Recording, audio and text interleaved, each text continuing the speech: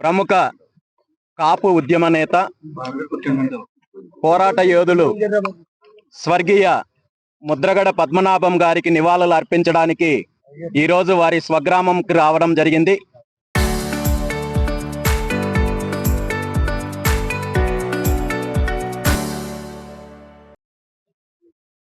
వారి ఆత్మకు సద్గతులు కలగాలని, వారి కుటుంబ సభ్యులకు ఆ భగవంతుడు మనోధైర్యాన్నిచ్చి వారి ఆశయాలను కొనసాగించే శక్తిని ప్రసాదించాలని మనస్ఫూర్తిగా భగవంతుని కోరుకుంటూ, ఆయన స్వర్గస్థులైన రోజు కార్యక్రమానికి నేను దీక్షలో ఉండడం వల్ల రాలేకపోయాను కాబట్టి ఈరోజు ఇక్కడికి వచ్చి నివాళులు అర్పించే కార్యక్రమం జరిగింది.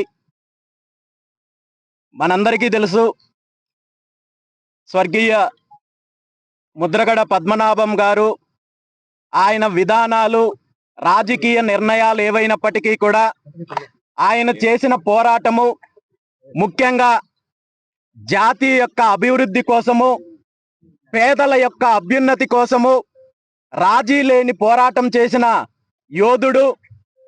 పదవులతో కానీ రాజకీయాలతో కానీ సంబంధం లేకుండా తన ఎన్నుకున్న సిద్ధాంతం కోసము, తనని నమ్ముకున్న పేద ప్రజల కోసము ఎందాకైనా ముందుకు వెళ్ళగలిగే మనస్తత్వం ఉన్న ముద్రగడ పద్మనాభం గారు ఈరోజు మన మధ్యన లేకపోవడము చాలా బాధాకరమైన అంశము.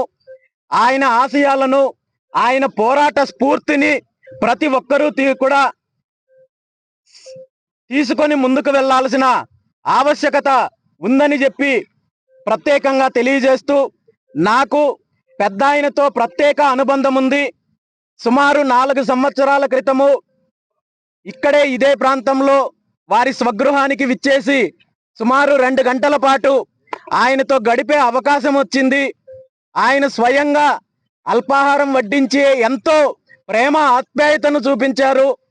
ఆ తర్వాత కాలంలో అనేక సందర్భాల్లో అనేక రకాలుగా నాకు సలహాలు, సూచనలు ఇస్తూ పితృ సమానంగా భావించే అలాంటి మహనీయుడు ఈరోజు మన మధ్య లేకపోవడం చాలా బాధాకరమైనప్పటికీ కూడా ఆయన ఆశయాలను కొనసాగించడానికి, ఆయన పోరాటాన్ని స్ఫూర్తిగా తీసుకొని భవిష్యత్తులో ముందుకు వెళ్తామని చెప్పి ఈ సందర్భంగా తెలియజేస్తూ, తొందరలోనే స్వర్గీయ ముద్రగడ పద్మనాభం గారి విగ్రహావిష్కరణ కార్యక్రమాన్ని బీసీవై పార్టీ ఆధ్వర్యంలో విజయవాడలో అత్యంత వైభవంగా వారి కుటుంబ సభ్యులు, వారి అనుచరుల మధ్య బీసీవై పార్టీ ఆధ్వర్యంలో కార్యక్రమాన్ని నిర్వహిస్తామని చెప్పి, దానికి సంబంధించిన వివరాలు కూడా తొందరలో తెలియజేస్తామని చెప్పి, ఆయన చేసిన పోరాటాన్ని, ఆయన యొక్క స్ఫూర్తిని భవిష్యత్తు తరాలకు ఆదర్శంగా నిలిపే విధంగా బీసీవై పార్టీ, నేను ముందుకు వెళ్తామని చెప్పి